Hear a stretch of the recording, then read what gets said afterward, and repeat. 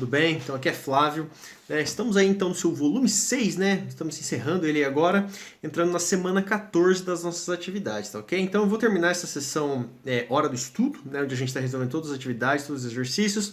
Na live a gente vai continuar a resolver todas elas e essa semana a gente já encerra então tudo referente aí ao seu volume 6, tá ok? Semana que vem, então, na semana 15, a gente vai fazer uma retomada de todo o conteúdo que a gente viu aqui, de tudo referente à cinética química, enfim, e aí a gente vai lá para o seu livro de atividades, tá? Mas nessa videoaula, então, a gente vai partir ali para a hora do estudo e vamos começar a resolver os exercícios, então. Primeiro a gente vai começar ali com Instituto Federal do Tocantins, né? O ramo da ciência que estuda a velocidade das reações químicas e os fatores que a influenciam é denominado cinética química. Pode-se definir reações químicas como sendo um conjunto de fenômenos nos quais duas ou mais substâncias reagem entre si, dando origem a diferentes compostos. Beleza, está falando isso sobre o que é uma reação química, né? Bem tranquilo aí pra gente. De acordo com a cinética química, analisa as afirmativas abaixo. Primeira, a energia de ativação das reações endotérmicas aumenta com o aumento da temperatura? Não, a gente viu lá no gráfico, né, que a gente tem reagentes, produtos, isso aqui é um esquema, aí, um gráfico de uma reação endotérmica, e a gente tem a energia de ativação, né? E essa energia de ativação, ela não é influenciada pela temperatura, ela é um dado, né, daquelas duas substâncias que estão reagindo para formar então o seu produto. Então não tem a ver com o aumento ou a redução da temperatura, né? Esse aumento ou redução da temperatura vai ter a ver com a velocidade da reação química, a velocidade com que ela se processa, né? E não necessariamente com a energia de ativação. A energia de ativação, ela vai ser influenciada, como a gente tinha visto anteriormente, pelo uso do catalisador, né? Então a gente descarta. Quando a energia potencial do estado de transição é alta, né? A gente está falando assim, esse estado de transição aqui, a energia de ativação alcançar o complexo ativado, é necessária uma grande quantidade de energia durante a colisão para formar o complexo ativado. Com certeza, né? Esse estado de transição que ele coloca aí, né? Lembra, a gente tinha os reagentes, eles têm que se chocar, colidir com uma energia suficiente para que eles possam reagir, né? Então, além da orientação ser favorável, eles têm que ter energia suficiente para alcançar então esse ponto alto aqui, que seria o nosso complexo ativado. Então, você precisa aí, com certeza, de uma grande quantidade de energia, a 2 está correta, tá? Todas as colisões que ocorrem entre as moléculas das substâncias reagentes no estado gasoso são efetivas, razão pela qual os gases são bastante reativos. De fato, os gases são bastante reativos, né? Mas quando ele fala todas as colisões, não necessariamente todas, né? Senão todas as reações que acontecessem em estado gasoso teriam uma conversão de 100%, o que nem sempre é verdade, né? Então todas aí tem um caráter muito geral, assim, né, para as reações químicas, o que não é o caso como sempre acontece, tá? Então tá errada. Ação catalítica, em última análise, proporciona à reação química um mecanismo alternativo de mais baixa energia para a formação dos produtos, né? Então a gente viu lá a questão, o que o catalisador faz? Ele vai baixar essa energia de ativação, né? Portanto, a reação vai se processar de maneira mais rápida. Então essa daí com certeza está correta, tá? Então a gente vai fazer as análises ali, o que está certo seria o item 2 e o item 4, beleza? Tá tranquilo, né? Vamos para a próxima. Um estudante desejava estudar experimentalmente o efeito da temperatura sobre a velocidade de uma transformação química. Então a gente sabe aqui já aumentou a temperatura, geralmente, né, ainda mais se a reação for endotérmica, aumentei a temperatura, eu aumento a velocidade da minha reação química, né? A gente viu aquela lei que aumenta em 10 graus Celsius, dobra a velocidade de uma reação química. Isso é um dado que não se satisfaz para todas as reações químicas, algumas poucas, na verdade, se processam dessa maneira, mas é um dado para a gente poder se lembrar, pelo menos, de que o aumento da temperatura aumenta a velocidade de uma reação química. Perfeito. Após uma série de 4, essa transformação, né, pode ser representada por A mais B, ele coloca um catalisador dando P, tá? Após uma série de 4 experimentos, o estudante representou os dados obtidos em uma tabela. Então eu tenho aqui experimento 1, 2, 3 e 4, e eu tenho de 15, 20, 30 e 10, né? Então eu aumento a temperatura, mas eu também reduzo, porque eu quero entender como é que a temperatura influencia na velocidade de uma reação química, tá?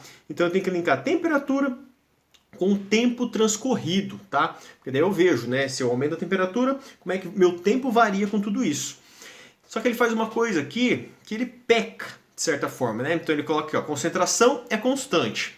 de A, né? Concentração de B também constante, está perfeito. Só que ele varia também a massa do catalisador. E aí fica difícil você conseguir estabelecer essa relação de como é que isso se passa, como é que isso acontece, tá? Então o que você tem que fazer quando você tem muitas variáveis é, você deixa uma variável constante, né, e varia a outra. Assim como a gente fez ali na lei da velocidade, lembra que eu tinha falado para vocês, né? Você tinha dois reagentes, enfim, deixava um constante, o outro você variava, via como é que variava a lei da velocidade, enfim, né? Mas aqui ele pecou porque ele aumenta também a massa de catalisador. Então essa massa de catalisador vai influenciar na velocidade da minha reação. Então eu tenho duas coisas influenciando a velocidade da minha reação: a temperatura e a massa de catalisador, né? E aí que ele erra, né, ao fazer esse experimento para ele obter o que ele estava procurando, né? Que ele queria estudar experimentalmente o efeito da temperatura sobre a velocidade, tá? Então, que modificação deveria ser feita no procedimento para obter resultados experimentais mais adequados ao objetivo proposto?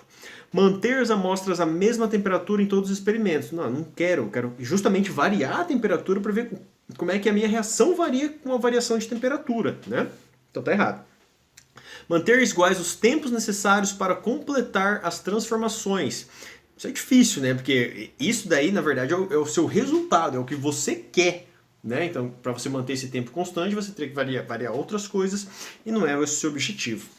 Usar a mesma massa de catalisador em todos os experimentos, com certeza, né? Então tudo teria que ter ficado constante. Massa de catalisador, concentração inicial de A e concentração inicial de B. E aí eu variava só a temperatura e via como é que variava também o tempo decorrido até que a transformação se completasse, tá? Então o correto aí é o item C, né? Aumentar a concentração dos reagentes A e B não, e diminuir a concentração do reagente B também não. Tudo isso fica constante, beleza? Vamos para o 22, né? As reações químicas metabólicas são fortemente dependentes da temperatura do meio. Como consequência, os animais de sangue frio possuem metabolismo retardado, ou seja, um metabolismo um pouco mais devagar, justamente porque é frio, né? Fazendo com que os mesmos se movimentem muito mais lentamente em climas frios. Isso os torna mais expostos aos predadores em regiões temperadas do que em regiões tropicais, né? Porque eles ficam muito mais lentos. A segunda alternativa que justifica corretamente esse fenômeno. O aumento na temperatura aumenta a energia de ativação das reações metabólicas. Não, lembra que a energia de ativação ela é diminuída pelo uso do catalisador, não é essa energia de ativação que é aumentada, né? O aumento da temperatura aumenta a reação, né? Mas não é a energia de ativação que vai ser influenciada. Tem que tomar cuidado com essa questão. Então tá errado o item A. O aumento na temperatura aumenta a energia cinética média das moléculas reagentes, aumentando as velocidades das reações metabólicas. Exatamente. O aumento da temperatura, eu aumento a energia cinética média das minhas moléculas, ela tem mais energia, tem mais chance de colidir umas com as outras e de ter energia suficiente para que ela consiga atingir também o estado de transição, né? O complexo ativado, a minha energia de ativação. Então, correta aí, o item B é a resposta correta, tá? Vamos ver os outros. Em temperaturas elevadas, as moléculas se movem mais lentamente? Não, aí já está errado, né? Item D. Em baixas temperaturas ocorre o aumento da energia de ativação das reações metabólicas? Não, né? A frequência de choques entre as moléculas reage independente da temperatura do meio. Esse independente aí já matou a questão. Então a resposta certa aí, com certeza, é o item B, ok? Vamos para mais uma. Nas embalagens dos alimentos perecíveis é comum encontrar a recomendação manter sob refrigeração. A carne vermelha, por exemplo, mantém-se própria para o consumo por poucas horas sob temperatura ambiente, né? Temperatura próxima de 25 graus Celsius, por poucos dias quando armazenado numa geladeira doméstica, temperatura por poucos dias, né? Quando armazenado numa geladeira doméstica, temperatura de 5 graus Celsius, e por cerca de 12 meses quando armazenada num freezer, temperatura baixa de menos 15 graus Celsius. Nos gráficos apresentados a seguir, o que melhor representa a variação da velocidade das reações químicas responsáveis pela decomposição da carne em função da temperatura de armazenamento no intervalo entre menos 15 e 25 é... Então, o que a gente tem que observar aqui? Ó? Velocidade de reação, né? Quanto maior minha velocidade de reação, mais rápido a minha carne se decompõe, né? Então a gente viu aí que a temperaturas baixas, essa velocidade de decomposição é baixa. A temperatura alta, essa velocidade de decomposição também é alta. Então a gente tem uma relação linear entre temperatura e velocidade de reação, né? Quando uma aumenta, a outra também aumenta, né? A que melhor descreve então essa situação aí é o item A, tá? O item B e D são curvas, né? O que torna a coisa um pouco estranha. O item E, a temperatura não influencia a velocidade da reação, que não é o que acontece no nosso caso. E no item C, essa relação é inversa, né? Ela é até ali meio logarítmica, né? Então, não é o que a gente tem. Então, a resposta correta é o item A, né? Eu aumento a minha velocidade, aumento a minha temperatura, aumento a minha velocidade de reação também, beleza? Vamos para o próximo. Eu tenho aqui, ó, um gráfico.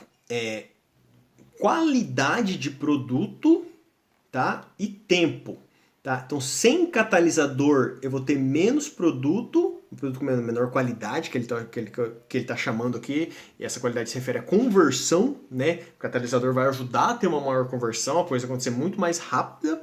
E o outro gráfico aqui é justamente com o catalisador, né? Então, você percebe que eu quero chegar nesse ponto final aqui, ó. Aqui acho que é quantidade de produto, tá? Acho que tá escrito errado aqui, a quantidade de produto, tá? Então, se eu uso o catalisador, ó como é que essa curva ela se desloca, em muito menos tempo eu tenho uma maior quantidade de produto, né? Isso é uma interpretação gráfica, extremamente importante pra gente aí também, né? Mas se eu aumento então, ó, eu uso o catalisador, eu aumento a quantidade de produto que é convertido num tempo muito menor, né? Para alcançar esse ponto aqui, eu vou precisar desse tempo sem catalisador. Com o catalisador, eu alcanço muito antes, tá ok?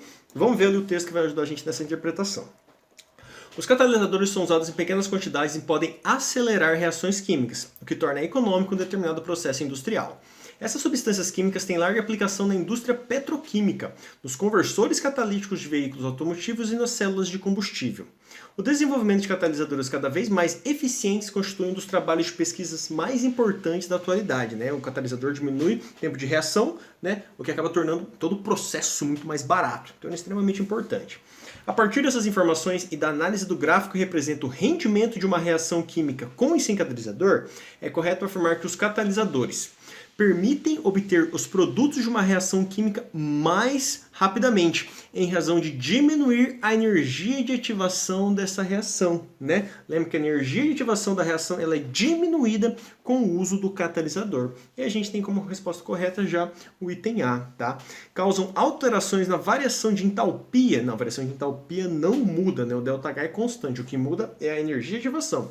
Agem nos processos reversíveis apenas em um dos sentidos, não, em ambos os sentidos, né? Aumenta a concentração de substâncias poluentes, na verdade ele diminui, né? E por isso que é tão importante a utilização dos catalisadores, nos escapamentos, enfim, né? E altera o rendimento de uma reação? Não também, né? Eles fazem com que a reação se processe mais rápido. Então, num dado tempo, né, se eu tiver um tempo menor, se eu estiver analisando, se eu tiver um catalisador, eu vou ter mais produtos sendo formados, né? Mas ele não altera o rendimento geral de uma reação. Vamos para 25 então. O desenvolvimento sustentável pode ser considerado como uma busca por alternativas para melhorar as condições de vida sem que se degrade o meio ambiente, né? Tema bastante atual aí. A química pode colaborar nessa busca controlando as reações das substâncias lançadas no ambiente.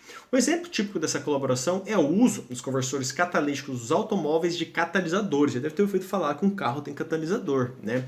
Cuja função nessa situação é aumentar a velocidade da reação de poluentes produzidos pela combustão, transformando-os em substâncias menos poluentes, uma vez que, vamos lá então, a energia de ativação do complexo ativado na etapa lenta do mecanismo de reação diminui, né? E aí você vai se lembrar da nossa aula anterior, que eu estava falando sobre as várias etapas de uma reação, e que a etapa determinante, que a gente vai obter a lei de velocidade, é sempre a etapa lenta, tá? Então a etapa lenta é a etapa determinante, e a etapa onde eu tenho a maior energia de ativação. Então a etapa lenta aqui realmente é a palavra-chave, tá? E o que vai acontecer na etapa lenta é que a energia de ativação devido ao uso do catalisador, ela diminui, né? Como a gente observa aqui, ó. Então aqui eu tenho uma etapa rápida e uma etapa lenta.